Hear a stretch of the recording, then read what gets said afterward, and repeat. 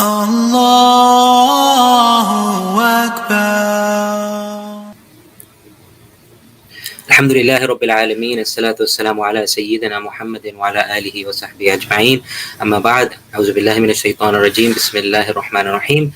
I would like to welcome you all to ICNA Dawah Conference 2020, Islam, the Solution in Times of Confusion.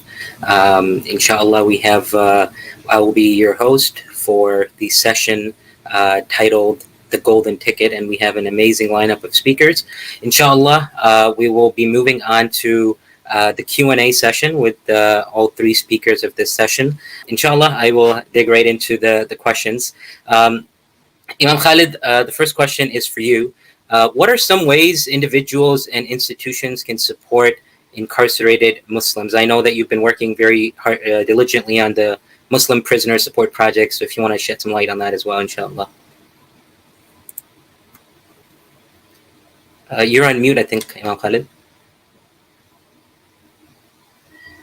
You would think after a few webinars, I would sort of get that. Almost every time. Okay. Yes, it's very important that we try to identify ways in which we can concretely help those who are incarcerated. The Muslim Prisoner Support Project is a project of the ICNA Council for Social Justice.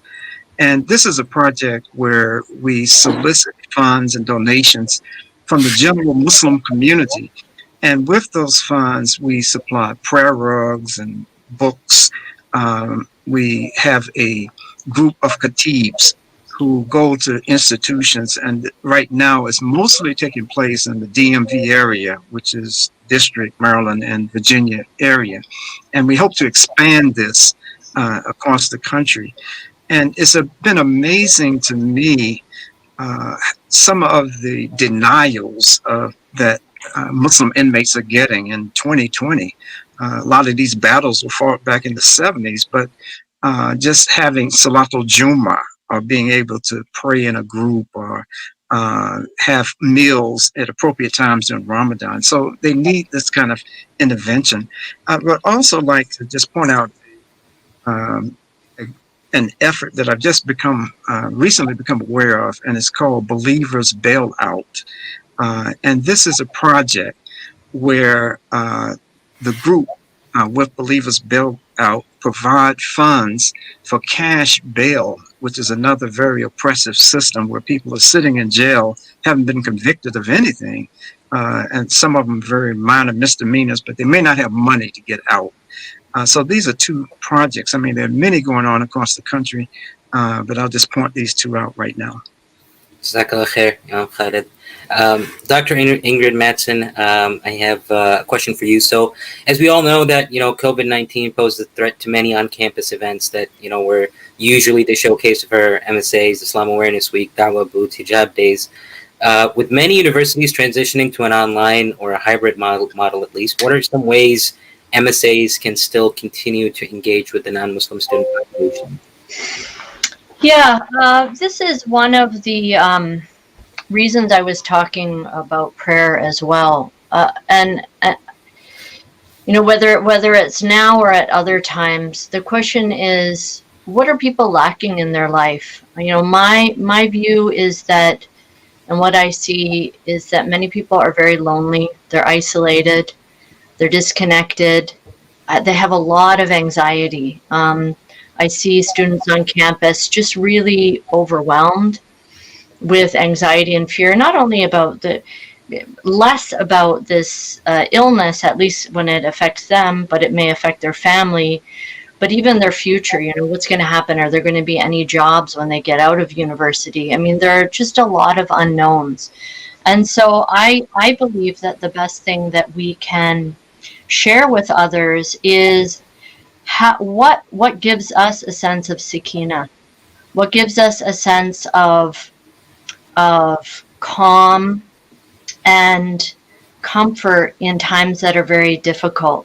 And this is really the best way to share what we know about Allah subhanahu wa ta'ala.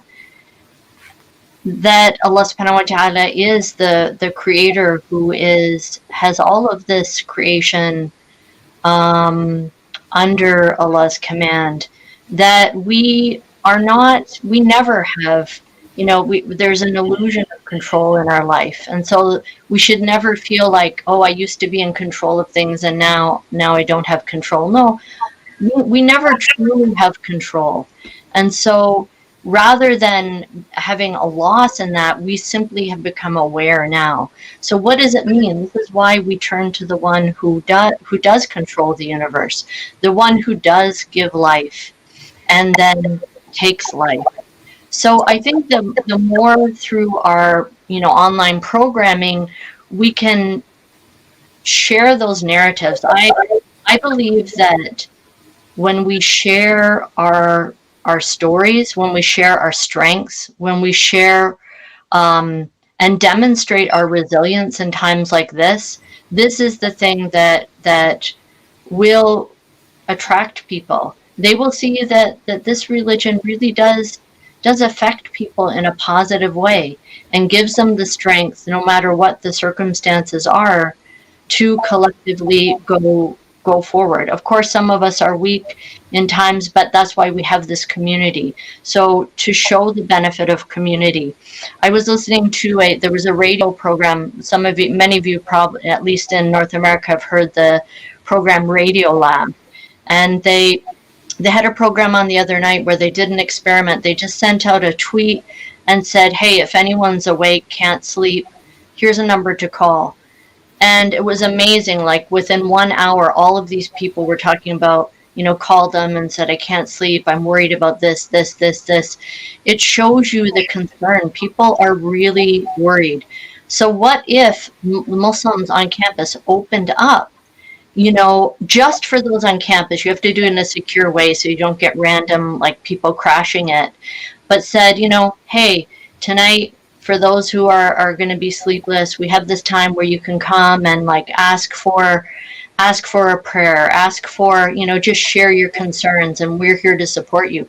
That is what Islam is. Islam is the embodiment of compassion. So I'm going to see a lot more creativity in really focusing on what Islam gives us in terms of our spiritual resilience and our ability to live through these difficult times.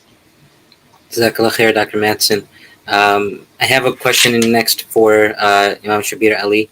Alhamdulillah, and I pray that a lot of Muslim professionals, they already do da'wah by character, by action at their jobs, but sometimes they hesitate to actively engage in a direct conversation pertaining to Islam. So what would you recommend professional Muslims address? How do they address this in terms of time, place, language, relationship? Yeah. I think place is an important component of this. And in the lecture itself, I gave the impression that you can give dawah in your workplace. Now, in light of this question, I'm thinking about it more closely. You might be very, very much limited in what you can do at your workplace. And of course, you don't want to spoil the workplace atmosphere by introducing religious discussions in a time when, religious discussions really are put on the back burner. So you don't want everyone looking at you funny and gossiping in the office about this Muslim who's trying to convert everybody in the workplace. But naturally, you will have opportunities to have maybe a coffee with your workmate, or, some people socialize with the workmates outside of the work environment. You may have a barbecue together or something like this. So that will present opportunities for you to continue or develop a conversation along religious lines. So we need to recognize not only place, but also time and persons. We want to say the right thing at the right time, to the right person in the right way. So all of these have to be borne in mind. Just because we have a correct idea in our minds and the true belief does not mean we're going to say it in every occasion, and doesn't mean we're going to say the same thing to every person. We're going to say what is most appropriate to each individual. For example, I just mentioned in excuse me. So I mentioned in the lecture the verse of the Qur'an about Jesus and his mother. I should have had some water nearby. Sorry about that. So you're not going to speak about the mother so much to Protestants, because Protestants do not give that much credence to Mary, unless you wanted to introduce the logical point that if the mother had died before giving birth to Jesus, alayhi salam, what would that mean logically for the existence of the human Jesus of Nazareth?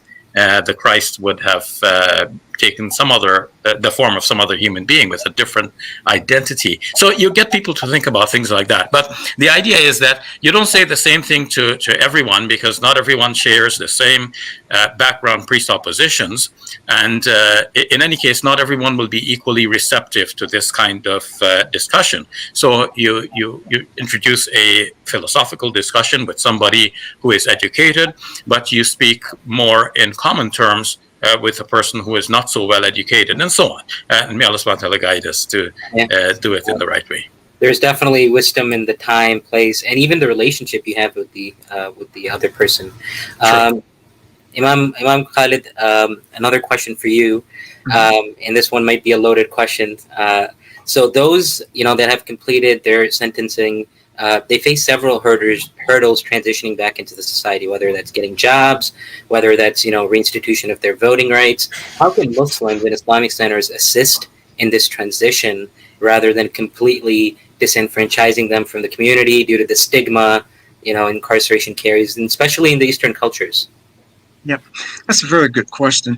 Actually, I honestly believe that before we take on the responsibility of trying to help those who are returning to our communities, that we kind of educate ourselves a little bit before. Because I've worked with a number of returning citizens over the years, and they talk about how they refer and make reference to that stigma that you're talking about, that they are so stigmatized that they sense that people are almost, and this slight exaggeration, but some of the brothers are holding their wallets to make sure, their pants pocket to make sure that the person's not going to take something from them, and they're not really they feel that they're not incorporated into the life of the community. So I think that before reaching out and trying to bring someone in, we need to have some sessions in our masajid, in our Islamic centers, to point out certain things, because the worst thing we could possibly do, in my humble opinion, is to turn someone away from the Muslim community on the outside, because on the inside they're for the most part, they're very tight communities, and the relationships are very tight and good. And many of the brothers and sisters come out and find that on the outside it's not the same way. So I think that first we should try to make sure that we're not the ones who are guilty of almost not sending them back into the streets, but we're not turning them away as they return to the communities. And then I think that we should identify individuals within our community who have that inclination, they have that interest in working with returning citizens. And around that interest, I think we should start developing transitional housing in our communities, that this should be a part of our work, our community outreach that we're doing. But this is outreach, intra-community outreach, where we are providing to the best of our ability in an organized fashion, job referrals, and making sure that the business owners in our community know that, introduce them to some of our returning citizens so they can find jobs and other things like that, and understand that the strain that returning citizens are under is really, if you haven't engaged with these individuals before, it's amazing. It's disheartening to know the kind of callousness